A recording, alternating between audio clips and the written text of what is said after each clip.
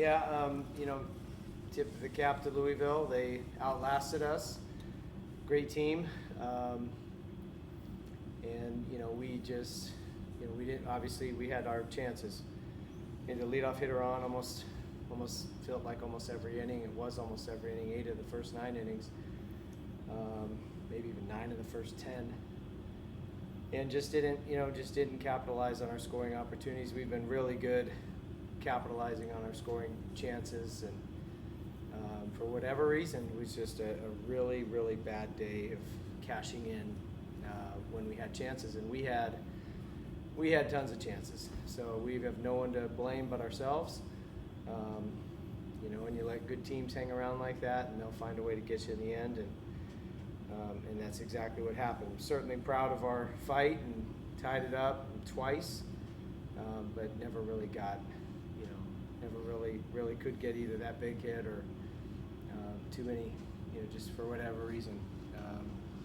And it's one of those ones as a coach, you dissect that game and should have bunted, shouldn't have bunted, should have stole, shouldn't have stole. Like, you get Monday morning quarterback every decision, and one decision could have changed the outcome of the game. So got to point the thumb because there was a way to win that game. There was a path to winning that game, and we just didn't find it, which is unfortunate. We've been really good about finding ways to win, and today just didn't happen for us. So got to put it behind us, enjoy Easter Sunday, and get ready for Georgia, who's going to be as good as anyone we've seen all year on Tuesday. Questions for Coach? What behind the decision to start with Chance? We knew BJ was going to pitch the longest, but not having Malstead and Garris today, and Titsworth, 3 of our main dudes in the back, we decided to go with the opener. A little bit unconventional, but happens actually a lot. And it actually was, it felt all right. I mean, I know they hit a solo homer, but Chance did a good job, giving us 2 innings, and then BJ did a great job. We just too many free passes in the later extra innings that ended up costing us. But the opener to BJ, I think BJ loves that bullpen hybrid role, that he thinks of himself as a bullpen guy. As a starter, he's very effective when his mentality is like a bullpen guy, going in and sprinting instead of being a marathon starter. He's just a sprinter and just goes to fight to put a 0 up and then do it again and then do it again, and kind of the mentality Titsworth had yesterday. And sometimes that can be a really good recipe. So we may do that again. I don't know. We may open with Fitz. We may open with somebody else if we had to use Fitz in the first 2 days of the weekend. So I do like that, the ability to have that flexibility, knowing that BJ, is pretty versatile and very valuable. But it certainly felt like, we were in a position from a pitching and defensive standpoint to do what we needed to do to win the game. It's just today was just didn't get it done when we had chances to score offensively. Have you ever been part of a game where you left the bases loaded 3 times? It felt like we left the bases loaded every time. And you could feel it early on in the first 4 innings. We were not capitalizing, and sometimes the guys, start pressing, but no, that was one of the weirdest, funkiest games I've been a part of. And you hate to be on the wrong side of it, but at the end of the day, you can't really place blame anywhere except ourselves. And then, you partly maybe have to give credit to the other team. They got a roster filled with star players, good pitchers. Saw how many pitchers they used today. They can mix and match. They're a very dangerous team, very good team, very well coached team, veteran coaching staff. So it's not all that we blew it. I mean, they took advantage of a lot of our mistakes, and we had some mental mistakes today too. Coach, with winning another conference series, but then tough loss today, and then gear up for another top 5 matchup, what would you say is the overall I mean, it's hard for me to put a big positive spin on it right now because I'm pissed we lost, but I think we're in a pretty good spot. I mean, we played like crap today, but we don't have any, we've got great kids, we have good players, we're playing good baseball. We didn't play good baseball today, but overall, if we were to do the bird's eye view and zoom out and give the State of the Union, we're doing what we need to do. But we got our most challenging stretch ahead. So you got a top 5 matchup Tuesday, and then you got 2 elite teams on the road. So we certainly have our challenges ahead of us, but we're going to lean into that challenge and certainly not going to back down from it. But can't play like we played today, that's for sure. This probably feels like forever ago. Cam Cantarella's rad out in center field, and you were on the headset on the TV at the same time. What was that like to kind of watch that unfold? Yeah, he's just one. He's a human highlight reel in center field. I mean, he's big league ready center fielder right now. He can play center field defense in Major League Baseball today. It's just an elite ability to go get the ball and just have that awareness of where he is in space as he runs up the hill and doesn't watch the ball, just runs to a spot where he knows in his brain it's going to go. There's not very many people on planet Earth that can do that. Most outfielders, when they run, they watch the ball, and there's a very select few that see the ball hit off the bat, turn their head, put their head down, get to full speed, run to a spot, turn around and catch it, or be able to navigate a hill and get full extension and 4 feet, 5 feet up over the top of the fence to bring it back. I mean, he does that in practice all the time, and it's just fun to watch. But to see it happen with a rocket that was hit like that one, where it's not like a towering fly where you get set up and time up your jump. I mean, he was going full speed into the wall.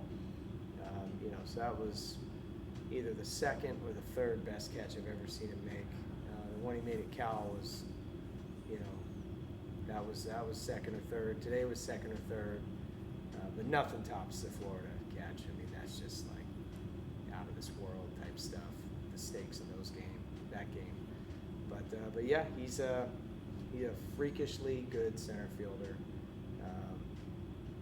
who can play center field with anyone on planet Earth right now, in my opinion.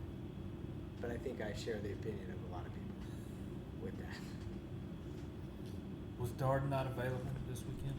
No, he's a little tender. And I don't think it's anything serious, but just more of when guys have soreness, you just want to be precautionary, and so it was just a precautionary skip start.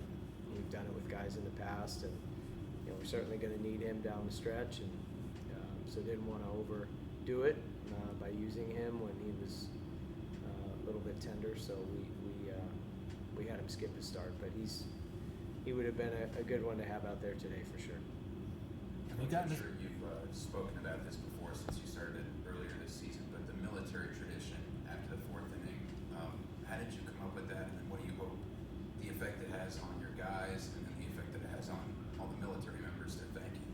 We got it from the Savannah Bananas when we played in the game with them in November. They do that, and patriotism being a core value of this university, my personal background with the military, how we stand for the anthem in our program forever,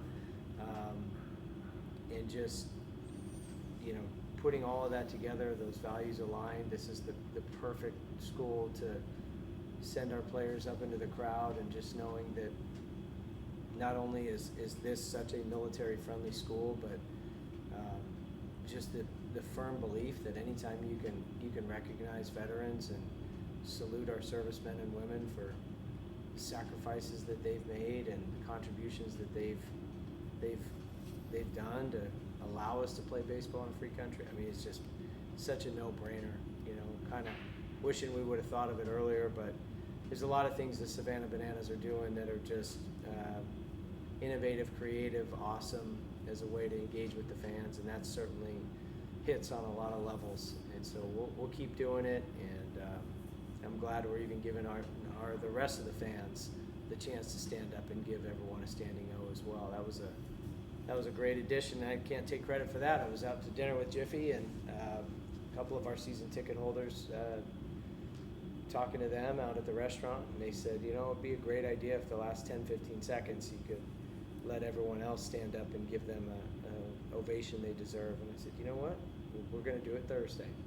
And so we did. So, you know, anything we can continue, any ways we can look to just build the atmosphere, create the environment, engage with the fans, pour into our fans, the more, you know, anything we can do, we're going to keep looking for opportunities to do it. But the military one, that, you know, that should have been happening already, and I'm glad we're doing it now. You mentioned Georgia a minute ago. Have you gotten to watch much of them this year, or scouted them much? Just not broken down video. Just follow along just with, you know, the who's who of college baseball and seeing the top 10 teams, top 5 teams, top 25 programs, and just, you know, they get a lot of coverage, obviously. So, and them being, you know, an hour and a half away, obviously here we recruit against them all the time. Or, you know, had a 14-inning marathon game with them last year, and or was it 15?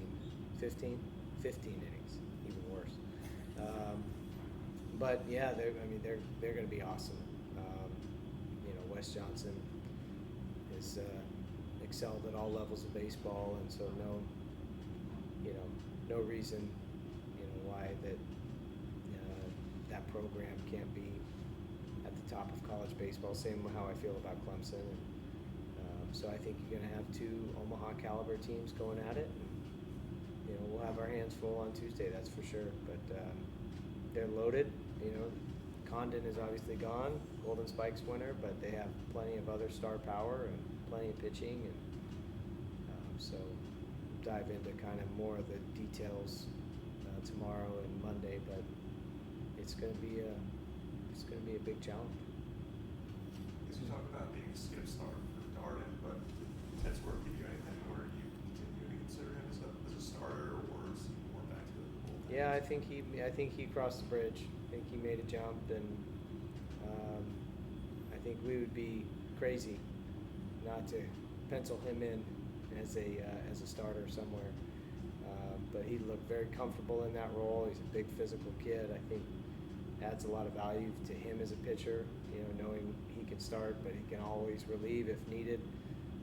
But that's a big, durable body with a special fastball. And, so yeah, we'll look to have him stay in that starting role. He's pretty good there. I guess just lineup wise, I know you said you're doing basically what you need to do. So you just got to get guys across. Is there anything you look at and say, like, to get over the hump today that do better? Well, I mean, yeah, I would look more at myself, like, you know, was I aggressive enough? Like, when in doubt, be aggressive, you know. So we typically are pretty good about when we put on plays, being able to execute them. But, you know, we didn't get some bunts down. We missed a squeeze. We got picked off. We just had a few errors today that, you know, aren't typical of our offense. And so, you know, I'm hopeful that was just a fluky bad day for us.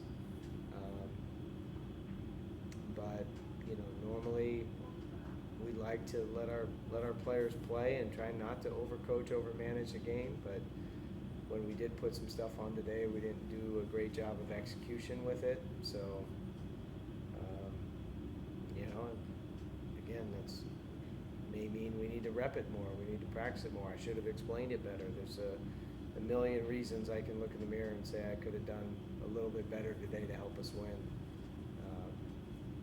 But I don't know if it's going to help anything. Was that supposed to be a squeeze play when Purify came home? That was a squeeze play, yeah. Just sometimes that happens. A hitter will just kind of freeze in the box and not square around, not bunt. But I think it would have worked. I think that would have been a cool play. You know, it felt like we needed to do something like that because the scoring was hard to come by, so we had to press the game a little bit. But, you know, JJ then came up right away next at bat, delivered a huge clutch 2-out RBI single, so made up for it. But yeah, it was, you know, it's just kind of fluky stuff like that today that, very uncharacteristic of us as an offense when we've been so good cashing in those scoring opportunities. So we'll clean it up. We got the right kids. You know, whether we beat Georgia or don't beat Georgia, we got the right kids, and we'll be fine. Anything else for Coach?